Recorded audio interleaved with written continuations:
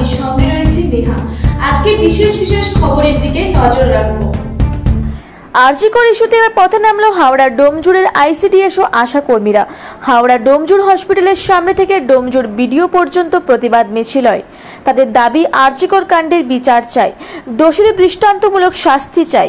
এই প্রতিবাদ মিছিলে কয়েকশো আশাকর্মী ও আইসিডিএস কর্মী পা মেলান। আরজিকর মেডিকেল কলেজ ও হাসপাতালে ঘটনার প্রতিবাদে সারা দেশ জুড়ে আন্দোলনের ঝড় উঠেছে। সেই মতো হাওড়ার ডোমজুড় এলাকায় মঙ্গলবার দিন প্রতিবাদ কর্মসূচি পালন করলো আইসিডিএস এর কর্মী ও আশা কর্মীরা। We want justice. We want justice. Police